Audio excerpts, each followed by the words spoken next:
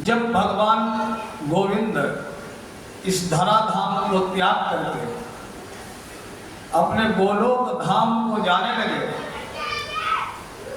तो उद्धव जी रोते हुए पहुंचे कि हे गोविंद, तुम तो आशीष गोविंद, हे गोविंद आप तो जा रहे हैं अपने सारे काम निपटा करके, आगमिष्यति कलौ घोरो, घोर कलयुग आ रहा है, यहाँ संत भी दुष्ट प्रवृत्ति के होने लगेंगे, दूसरे की बात छोड़ दीजिए। उस समय पृथ्वी किसकी शरण में जा रही है? अब जब वास्तव में आपकी जरूरत है, जब वास्तव में आपकी आवश्यकता है, तब आप इस धराधाम को छोड़ करके त्याग करके चल दिए। तो गोविंद ने अपने स्वरूप को इस श्रीमद् भागवत महापुराण में तिरोहित कर दिया। इसलिए भागवत महापुराण की पुस्तक को कोई किताब नहीं माना जाता है, साक्षात भगवान का स्वरूप ही माना जाता है। जिसके घर में भी यह महापुराण की पुस्तक होती है, तद्ग्रहो, वो घर देव स्वरूप हो जाता, देवस्थान हो जाता है। ऐसी परम पावन कथा है, पुस्तक है श्रीमद् भागवत महापुराण। इस महापुराण की रचना भगवान वेदव्यास ने तब की। महर्षि वेदव्यास जो भगवान के 15वें अवतार हैं, उन्होंने 17 महापुराणों की रचना की। 4 वेद के 4 भाग कर दिए। महाभारत जैसा विशाल ग्रंथ लिख दिया जिसे 5वां वेद कहा जाता है, लेकिन उनके दिल में संतुष्टि नहीं हुई। तो उसके बाद महात्मा नारद जी के उपदेश से महर्षि वेदव्यास ने एक 18वां पुराण लिखा। 18, इसे अमर कथा भी कहते हैं। अमर कथा, इस भागवत महापुराण को सर्वप्रथम भगवान शंकर जी ने माता पार्वती को सुनाया। एक दिन की बात है, महात्मा नारद जी पधारे कैलाश पर्वत पर। माता जी ने स्वागत किया। नारद जी कहने लगे, बस माता जी, मैं इतनी देर ही रुकता हूँ एक जगह, अब चलूंगा। माता जी कहने लगी, ऐसा क्या है, बैठो। पहले देखो, घर गृहस्थी वाले होते हैं, कोई किसी से प्रेम नहीं करता है, सब स्वार्थ के रिश्ते हैं, इसलिए मैं चलता हूँ। माता जी कहने लगी, ऐसी बात नहीं, हमारे पति तो हमसे बहुत प्रेम करते हैं। नारद जी कहने लगे, आपके पति हो सकता करते हो, ये आपकी मान्यता है, लेकिन एक बात बताओ कि आपके पतिदेव ने जो नरमुंडों की माला पहन रखी है वो क्या है? पहले वो तो नहीं पता। बोले, तुम्हारे पति ने बताया है आज तक? माता जी कहने लगी, नहीं, अभी तक तो बेटा मेरे को बताया नहीं। बोले, फिर अब आप ही समझ लो कितना प्रेम तुमसे करते हैं। जब वो माला पहन रखी है, वो बात भी तुम्हें नहीं बताई, तो कितना प्रेम करते होंगे तुमसे, तो ये तो आप ही बता सकती हो। और नारायण नारायण मैं तो चला। माता जी कहने लगी, एक काम करना, वो बाहर बैठे होंगे बाबा जी, तुम्हारे उन्हें भेज देना, कहना माता जी ने बुलाया। नारद जी आके शंकर जी को प्रणाम किया, प्रभु आपको माता जी बुला रही हैं। शंकर जी कहने लगे कि जहां तुम्हारे जैसे संत जाएंगे वहां तो जाना ही पड़ेगा। शंकर जी गए। माता जी ने कहा कि क्या बात है? शंकर जी ने पूछा कि क्यों बुलाया? माता जी कह रहे कि बुलाया तो इसलिए आप मेरे से प्रेम नहीं करते हैं। शंकर जी कहने लगे ऐसी क्या बात, मैं तुमसे प्रेम नहीं करता हूँ, ये तुम्हें आज कैसे पता लग गया? कहले वो आज पता तो लगा, मैं तो बेवकूफ थी जो आज तक जानकारी नहीं थी। आज तो नारद आ गए, उन्होंने मेरे ज्ञान चक्षु खोल दिए, इसलिए मेरे को पता लग गया कि आप मेरे से प्रेम नहीं करते हैं। शंकर जी कहने लगे क्या ज्ञान चक्षु खोल दिया तुम्हारे? मैं तुमसे बहुत प्रेम करता हूँ। माता जी कहने लगी ये माला पहन रखी है क्या है? आपने बताया आज तक किसकी खोपड़ी आप पहने घूम रहे हैं? शंकर जी कहने लगे देवी आज तक भले न बताया है, लेकिन ये माला है, इस बात का प्रमाण है कि मैं तुमसे कितना प्रेम करता हूं। ये माला ही इसकी बात का प्रतीक है कि मैं तुमसे प्रेम कितना करता हूं। माता जी बोली फिर बताया क्यों नहीं, आज तक क्या है?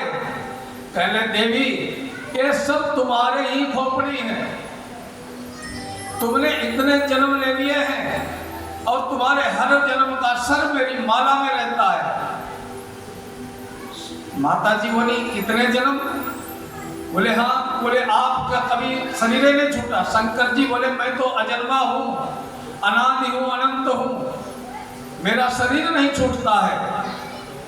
शंकर माता जी कहने लगी आपका शरीर नहीं छूटता है, मैं आपकी धर्म पत्नी हूँ, मेरा शरीर बार बार छूटता है, ऐसा क्या फर्क है हम में और तुम में? शंकर जी कहने लगे मैंने अमर कथा सुन रखी। माता कहने लगी फिर वो मेरे को सुना दो। शंकर जी माता पार्वती को लेकर के अमरनाथ में आते हैं और वहां पर कहने लगे कि एक बार ध्यान रखना, मैं कथा कह रहा हूं और आप हाँ करते रहना, हुंकारी देते रहना। शंकर जी कथा सुनाते रहे, लेकिन निद्रा भगवती जो है अच्छे काम में जरूर आती और कथा में तो जरूर ही आती निद्रा। मां शंकर जी सुनाते रहे, माता पार्वती को निद्रा आ गई। अचानक जब निद्रा टूटी तो बोली हाँ फिर महाराज सुभद्रा से क्या कहा था कृष्ण ने? बोले क्या कहा का मतलब? पूरी कथा सुना दी मैंने, आप हाँ हाँ करते रहे, अब पूछ रही मेरे से मैंने क्या कहा? बोले प्रभु मेरे तो झपकी लग गई। झपकी लग गई? बोले हाँ प्रभु मेरे को झपकी आ गई थी। तो बोले तुम सो रही थी तो हुंकारी कौन दे रहा था? मैंने तो बिल्कुल एकांत स्थान चुना था, चारों तरफ देखा तो एक तोते का बच्चा वहां बैठा। शंकर जी ने कहा इसने मेरी कथा की चोरी की। देखो कथा सुनना कोई पाप नहीं है, लेकिन किसी की चोरी करके कोई चीज ग्रहण करना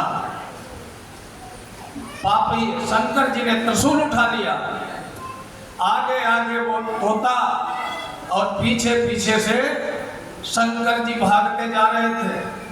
बद्री विशाल क्षेत्र में व्यास जी की धर्म पत्नी ज्वाला जी नहा धोकर के अपने बाल सुखा नहीं थी, बाहर खड़ी, उन्होंने जम्हाई ली और वो तोता उनके पेट में प्रवेश कर गया। मुंह से बोले सच्चिदानंद भगवान की जय हो।